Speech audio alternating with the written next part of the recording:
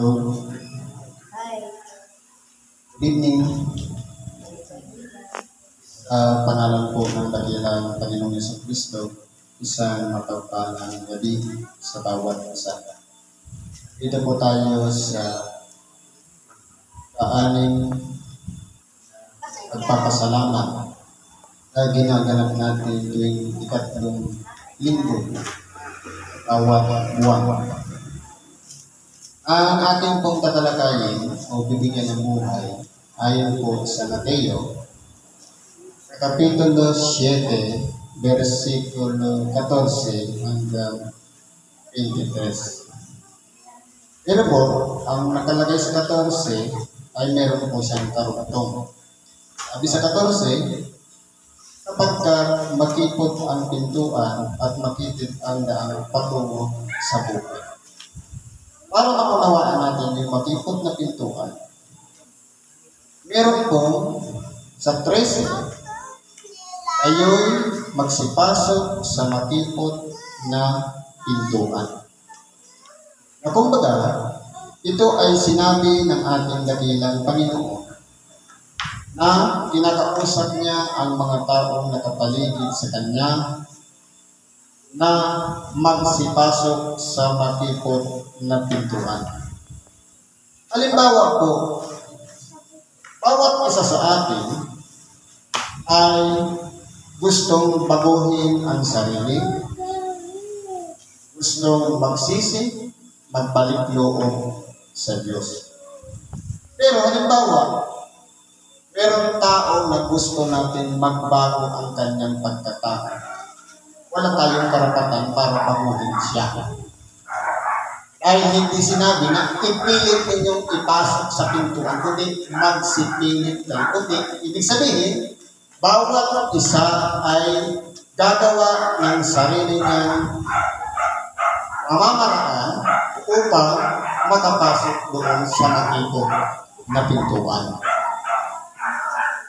Kaya po, tayong lahat ay binigyan ng Diyos ng kalayaan, pumili. Kapag sabi dito, maluwag ang pintuan at malapad ang daan patungo sa pagkapahamak at marami ang dooy magsisipasok.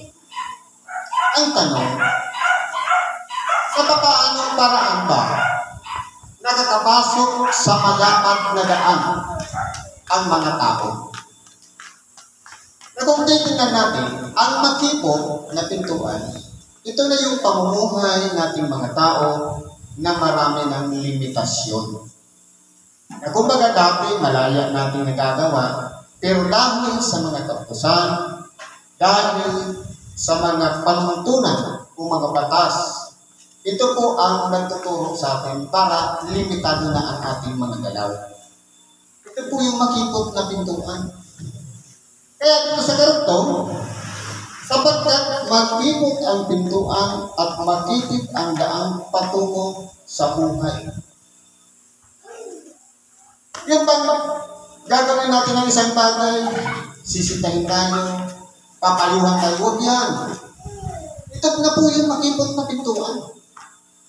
May taga-riman, may taga-pagpaalala, minsan ang ating kapwa, minsan naman yung Espiritu mismo nananahan sa atin. Yung budhi natin, ang siyang nagkukontrol upang hindi natin magawa ang mga bagay na hindi nakalulugod sa paningin ng Diyos. Kaya po, kung titingnan natin, bawat isa sa atin, binibigyan ng kalayaan, meron tayong choice kung ano yung pipiliin natin. Kaya, hahatulan tayo, tipid po kung ano yung ginawa natin. Paano naman yung paghatol? Yung salitang ipinahayag o ipinangaral sa atin, doon tayo hahatulan. Kaya kung halimbawa, nagawa mo na, sama ka na doon sa hatulan. Maliban lang kung iyong pagsisihan at magbalik loob ka o magpanumbalik sa Diyos, pagkakalooban ka ng kapatawaran. Ganun po yun. Kaya huwag natin iisipin yung kalayaan ito ay gagamitin natin upang magawa natin ang gusto natin. Kasi mula nang magpasakop tayo sa Diyos, dapat ang nilalakaran natin, limitado na lahat. Meron ng hangganan sa makatuwid bagay, anumang paglabag kung hindi pagsunod sa kalooban ng Diyos. Tayo po rin po ang magkakasala. Sabi dito, mag-ingat kayo sa mga bulaan propeta. Ano yung sabi? Maraming tao nakapaligid sa kanya, sinasabihan ng ating dakilang Panginoon, mag-ingat kayo sa mga bulaan propeta. Ibig sabihin, marami. Kasi mga. Ano pong ibig sabihin ng ating dakilang Panginoon? Yan ba nasa loob mismo ng iglesia? O yan ba yung nasa labas? Ang sabi dito, magsisilapit. Ibig sabihin, mula sa malayo, papalapit sa atin. Na para mag-uudyok sa atin, na kumbaga yung pananaw natin, yung pananampalataya natin, babaguhin sa pamamagitan ng mga bulaan propeta. Kasi kung sabi dito, na nagsisilapit sa inyo na may damit tupa. Ibig sabihin, galing sa malayo, lumalapit sa atin para tinuturuan tayo baguhin yung ating pananaw sa pananampalataya. Paano yung pagkakakilanlan nila? Sabi dito, sa kanilang mga bunga ay inyong mga kikilala sila, nakapuputi baga ng ubas sa mga tinikan, unang mga igos sa mga dawagan. Yan po ang tanong. Kaya po kung titingnan po natin, lumalagay po sa sitwasyon na dapat yung pagkakilanlan ng bulaang propeta dapat umaangkot po doon sa kanyang sinasabi ang kanyang mga ginagawa. Kasi po, mga bulaan nga eh. Kung baga, naghihikayat din sila. Kasi dalawa po kasi ang lumalakad dito sa ibabaw ng sanglibutan. Isang bulaan at isang totoo. Ang tanong, tayo ba yung naka-encounter na ng mga bagay na ito? Na minsan, okay na yung pananampalataya natin, nagtitiwala na tayo sa Diyos, kilala na natin si Kristo, kinikilala din natin ang ating Ama na sa langit. Pero merong lumapit sa atin na gustong baguhin yung pananaw natin yan. Ngayon, kung sumasalugat sa aral yung pagtuturo, marami, ito na yung mga bulaang propeta. Nang sabi dito, sa loob ay mga lubong maninila. Pero halimbawa, paglapit sa atin, dati okay na yung buhay natin. Maayos na, matuwid na, pero nakapokus doon sa ating ginagawa, yung attention niya, hindi naman para hikayatin tayo para magsisi at magbago at magbalik loob sa Diyos, kundi ang gagawin niya, sisirain ang ating buhay na dapat sana, okay na nakatali na tayo sa pananampalatayang yun na kay Kristo. Pilit ang binabago na humiwalay tayo kay Kristo. Ito na po yung aral. Kung ang pagkakakilanlan, doon po natin makikita, sapagkat makikita natin siya kung seryoso siya sa kanyang ginagawa. Na dapat mas lalo pang pagtibay. Kung halimbawa, kilala na natin si Kristo, kapag lumapit sa atin at hinikaya tayo, dapat hindi niya nababaguhin yung pananaw natin, kundi mas lalo pa dapat magtitibayin. Yan po yung mga totoong propeta. Pero ang bulaang propeta, okay na, nangalig ka na sa ating dakilang Panginoon. Binago ka na, nagsisi ka na, nagbalik loob ka na sa Diyos. Pero i-divert para baguhin yung pananaw natin. Kaya mangyayari po yan, mawibinda na sa halip, okay na sana, na ayos na sana yung buhay natin, bumabalik na muli sa dating pagkatapos. Kaya po yun ang paringatan natin. Sabi dito, gayon din naman, ang bawat mabuting kahoy ay nagbubunga ng mabuti. Dapat ang masamang punong kahoy ay nagbubunga ng masama. Ito po yung pagkakakilanlan. Kapag ang punong kahoy mabuti, di siyempre ang bunga niya mabuti. Kapag ang punong kahoy masama, ang bunga niya masama. Hindi mo matatakot yan.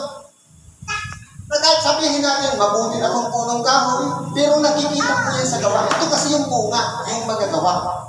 Kaya sabi dito, hindi maaari ang mabuting punong kahoy ay magbunga ng masama at ang masamang punong kahoy ay magbunga ng mabuti. Hindi po pwedeng magkapalit yan. Kaya po, makikilala natin yung mga tagapangaral. Kasi po, dalawa kasi yan. Yung tinatawag na constructive at destructive. Yung constructive, nagpapatibay yun ng pananampalataya. Meron na tayo na pinagtibay sa pamamagitan ng Espiritu Santo na pinaniniwala natin, sinampalatayanan natin.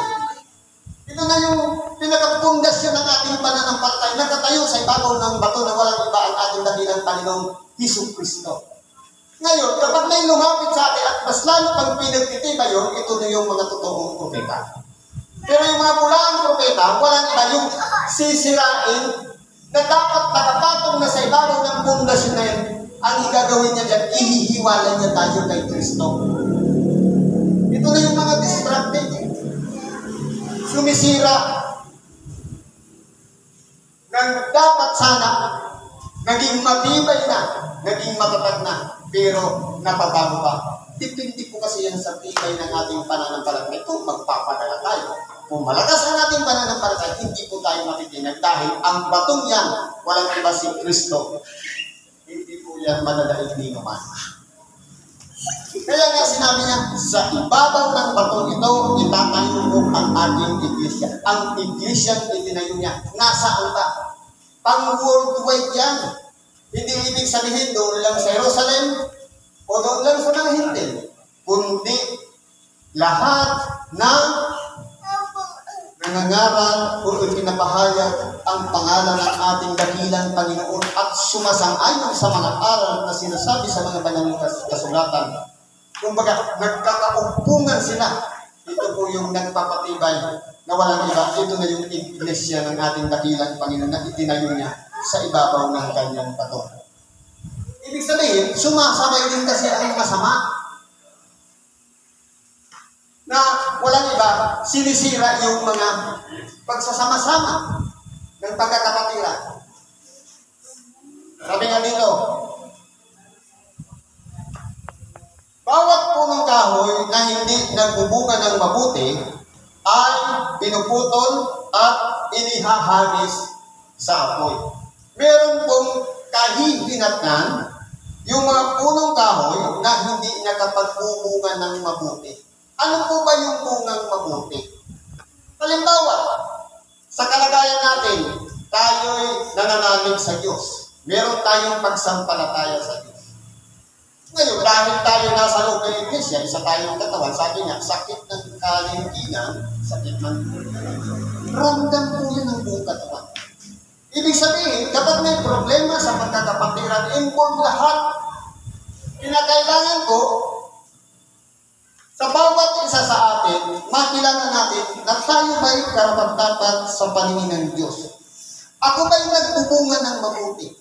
Ang aking bang ipinapahayag, ang aking bang ipinapangarap o sinasabi sa ating kapwa na kapag papatibay ba ng kanyang pananampalataya o sinisiraan ko lang siya?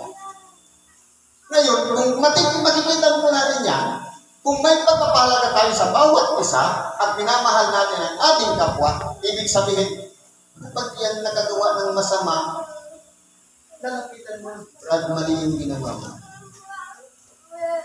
Hindi mo siya ipapahayag sa iba. Dahil alam mo, sangkap siya ng isang katawan. Hindi pwedeng ihiwalay mo yung daliri dito sa basic. Magkakakulit lahat yan. Kaya alam ka ng buong katawan. Sabi pa ko dito, kaya ang sa kanilang mga bunga ay makikilala ninyo sila. Sino ngayon dito yung tinatawag na punong daon? Bawat isa sa atin, nagkaroon ng punla na inilagay dyan, tayo yung lupa, yung katawang lupa, na tinangnan ng binhi ng Ebanghelyo. At meron dyan salit-saling sabi ng mga matatanda. Ipinasok yan sa ating pandinig, sa ating unawa, at yun ang ginagawa na natin. Ngayon, kung ano yung pananalig natin o paniniwala natin, ito na yung butil na tumubo at lumaki, ito na yung pagkatao natin. Kaya kung ang attitude natin, manira ng kapwa, ito yung naitanim na butil. Kaya ito yung punong kahoy. Kung masama yung butil, ang bunga niyan masama rin. Ang gagawin mo yan, focus ka lang doon sa ugali ng kapwa mo. Kasi yun lang naman ang trabaho ko eh. Ang mangyayari niyan, nabuhay tayo sa masamang hindi na itinanim sa atin. Sabi pa po dito, hindi ang bawat nagsasabi sa akin, Panginoon, Panginoon, ay papasok sa kaharian ng langit, kundi ang gumaganap ng kalooban ng ating Ama na nasa langit. Ibig kong palang sabihin, masama man o mabuti tumatawag sa Panginoon. Mas mapalad pala yung masama tumawag sa Panginoon dahil kapag nagsisisya. Sabi nga, mas madali pang makapasok itong mga masamang babae at malinigin ng buwis sa butas ng karayom. Sapagkat kung titingnan po natin, sila napakalaki ng kanilang pagkakasala. Kapag iyan po ay nakipag-reconcile at humingi ng tawad sa Diyos, malaki yung pagpapatawad na tatanggapin na yan. Kumpara doon sa mga matutuwid na. Dahil ano ba ang ihihingi mo ng tawad kung sa inaakala natin matuwid na tayo? Kaya po sabi dito, hindi ang bawat nagsasabi. Bawat, ibig sabihin, lahat tayo tumatawag sa pangalan ng Panginoon. Huwag natin iisipin na nakapasok na tayo sa kaharian. O kung pinag-aharian na tayo ng kaharian ng Panginoon. Sapagkat kapag sinusunod natin ang kalooban ng ating Amang nasa langit, sabi sa panalangin, mangyari nawa ang iyong kalooban. Ngayon, ang kalooban ng Diyos, sabi, huwag ninyong pabayaan ang inyong mga pagkakatipon. Kung nag-absent ka, hindi mo nasunod yung kalooban. Kasi ang nasunod mo, sarili mo.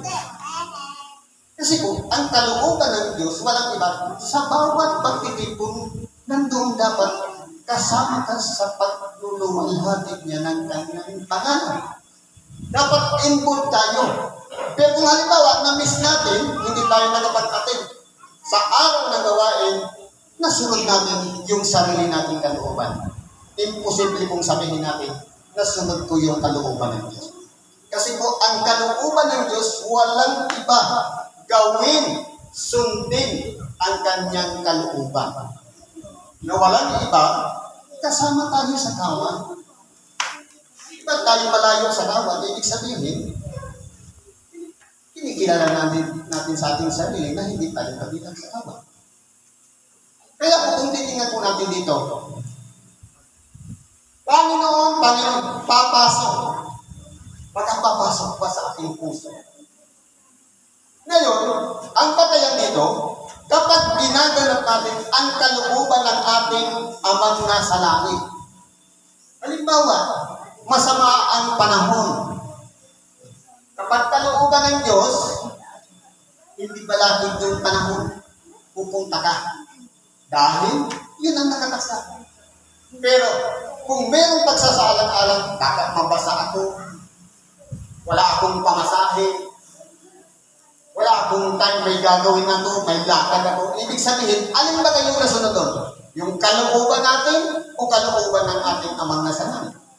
Kasi po, kung sarili natin kalooban, tayo yung magpapasya. Doon po tayo nagkakasala sa pagpapasya. Kasi po, sabi sa Bicol, ang surugo ng Diyos, mahinunod. Ibig sabihin, saan ka man dalhin? Kasi po, nung maalala natin yung mga sinubo ng ating dakilang Panginoon, yung 12 alagad, hindi nilang kontrolado ang sarili nila kung saan sila pupunta. Dahil Espiritu ang magdadala sa kanila kung saan sila paroon. Ganun po ang servant ni Lord. Handang isacrifice ang sariling oras, trabaho, panahon, alang-alang sa pangalan ng ating dakilang Panginoon Hesus.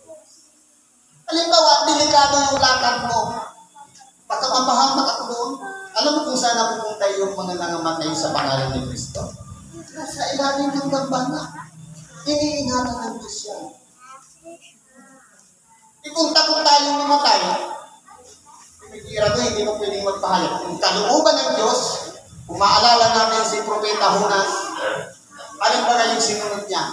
Sinubo siya, mangaral sa Ninive, pero anong ginawa niya? Sinunod niya ang kanyang sariling kalooban. Tinutulan niya yung pagsubok sa kanya para mangaral. Anong ginawa niya? Kasi gumawa ng pamamaraan sa pamamagitan ng isang malaking isda, iniluwa siya ngayon doon sa lugar na kung saan doon siya sinusubok. Dahil sa takot, at nagkaroon pa ng problema doon sa kanyang sinagyan na dinalaw ng punos. Kaya ano ginawa? Pinagahagis nila sa dagat yung lahat ng mga laman ng kanilang sasakyan para lamang makausap. Tapos sabi, pagsitawag na kayo sa inyo yung mga Panginoon. Nung maalala ni Jonas na sinubo niya, siya na yung sabi, ihulupin niya ako sa dagat at sa kahulupan. Yun po yung kalooban ng Diyos. Kaya, tawag tayo ng tawag ng Panginoon. Kahit puspusin natin sa kadadalanin gabi-gabi. Pero kulang sa action, magiging useless po. Kasi po, ang panalangin ay pamamaraan lamang para kausapin natin siya. Pero yung pagsunod sa kalooban niya, hindi sumasang-ayon doon sa ininadalangin natin, magiging useless lang pa ng time. Puspusin pa natin ang 1 taon sa tagadalangin. Kung hindi naman nakasusunod sa kalooban ng Diyos, useless. Nagpagod lang tayo sa pagpupuya. Sabi dito, marami ang magsasabi sa akin sa araw na iyon, Panginoon, Panginoon, hindi ba nagkapanuhulat kami sa iyong pangalan at sa pangalan mo'y nagpalayas kami ng mga demonyo. Mag-aapila tayo. Nangaral naman ako. Nagpahayag naman ako ng salita ng Diyos. Nagpalayas din naman ako ng demonyo. Pero, kung lahat ng yan ginawa natin, dahil lang sa kaaaral natin, natuto tayo na magpalayas ng demonyo, hindi natin kasama si Kristo na ginagawa niya. Kaya dapat, pundasyon si Kristo sa lahat ng ating ginagawa. Kilala natin siya, dapat nararamdaman natin yung presensya niya. Alam natin na yung Espiritu Santo, dapat nararamdaman din natin ang presensya ng Espiritu Santo sa pamamagitan ng buhay natin. Alam natin may Diyos, na ang Diyos ay Espiritu, dapat ang mga bunga ng ating ginagawa, sabi nga, ang Diyos ay pag-ibig, dapat wala tayong kaaway, hindi tayo marunong makipagtalo, lahat kaibigan natin, lahat minamahal natin, dahil ang Diyos pag-ibig. Ngayon, kung mayroon kang sama ng loob sa isang tao, ibig sabihin, walang Diyos din sa puso. Dahil ang Diyos pag-ibig, nasusunod natin yung sarili nating kalooban. Useless na naman yung pagtawag natin, Panginoon, Panginoon. Kasi po, ang tumatawag sa pangalan ng Panginoon, Panginoon, sa kadadalanan niyan. Kaya mo siya tinatawagan ng Panginoon. Pero kulang sa pagsunod, sa kalooban, useless din ang ating mga ginagawa. Ngayon, hindi po pwedeng ikatwira natin na nakapanghulat tayo. Ang tanong, naka-record ba yung ginawa natin? Kasi kung halimbawa, nangaral lang naman tayo, dahil sa sarili ng nating kakayahan, lakas at natutunan, hindi natin naramdaman yung presensya ni Kristo, disconnected tayo sa Kanya, hindi yung naka-record. Kahit nangaral tayo, nagpalayas ng demonyo, burado yan. Kabuhay naman ulit sa mga patay, wala tayong reward na tatanggapin dahil disconnected. Kahit presensya ng Espiritu Santo wala. Kaya hindi siya on the record. Ano yung reward na aasahan natin? Sabi nito, sa panghuli,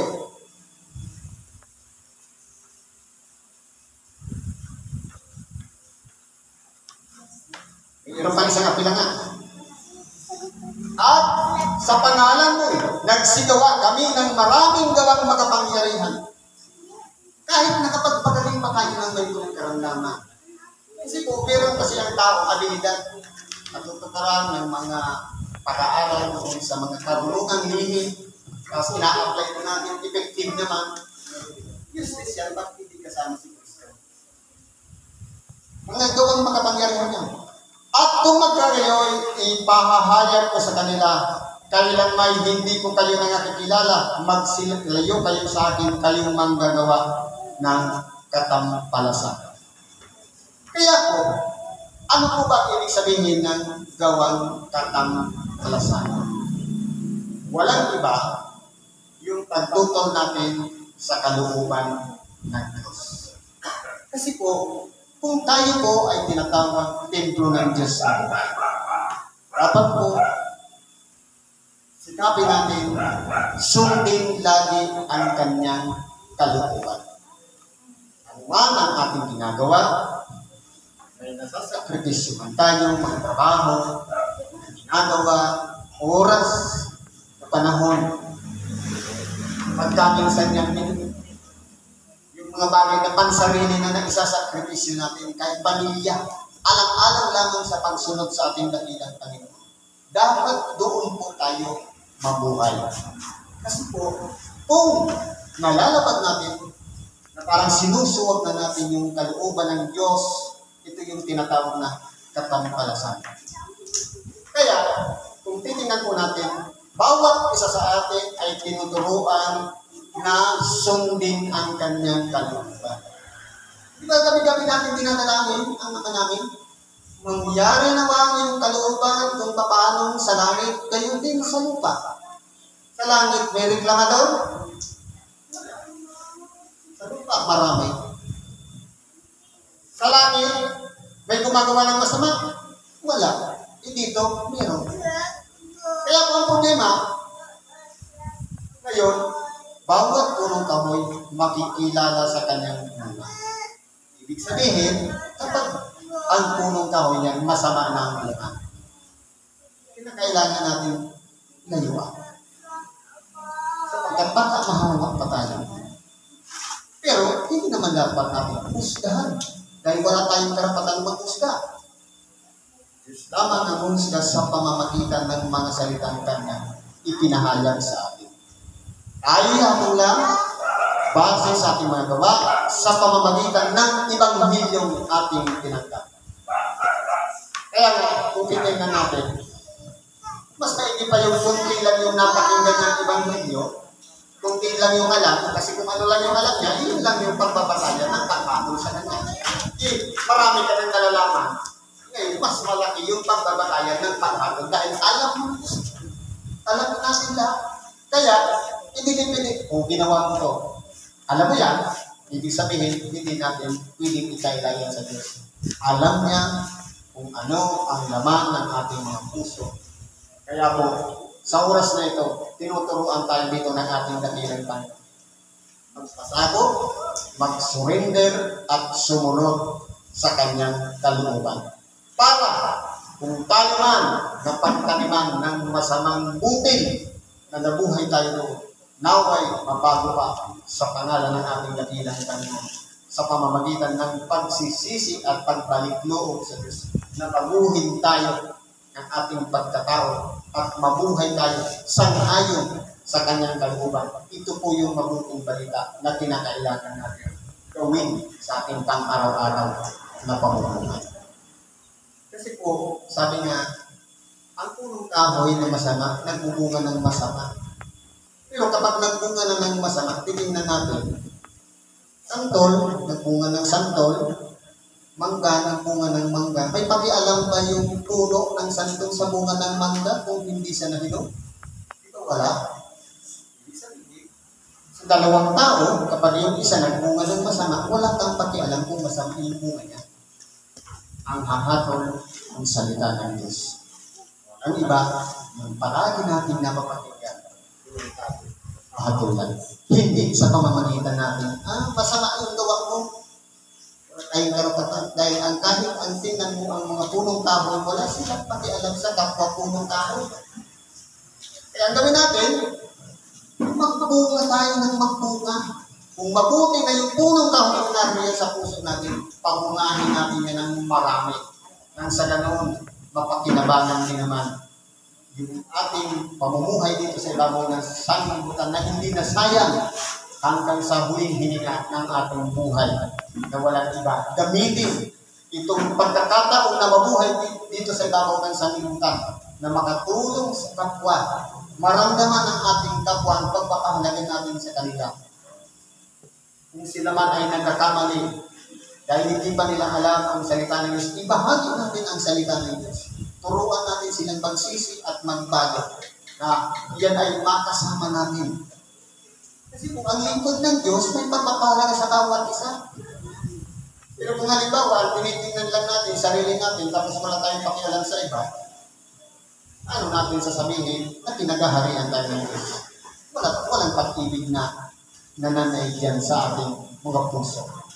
Kaya dapat ang umiral dyan, pag-ibig sa kapwa, pagsunod sa kalooban ng Diyos, at pinagalangan yung punong kahoy na yan. Dapat masipsip niya lahat yung mga sustansyang ipinangangaral ng mga salita ng Diyos para mula sa puti, mamulatlat, magbunga, at patuloy na magbunga. Nanaway na maging isa tayo doon sa karapat-dapat na punong kahoy na tinatawag na maputi. Siguro po hanggang dito na lang ang pakikibagi natin sa oras nito. Salamat po sa Diyos. At anuman po ang ating kahilingan sa Diyos ipagkalumuha sa gabi ito sa pangalan ni Kristo. Salamat at mapagpalang gabi sa bawat.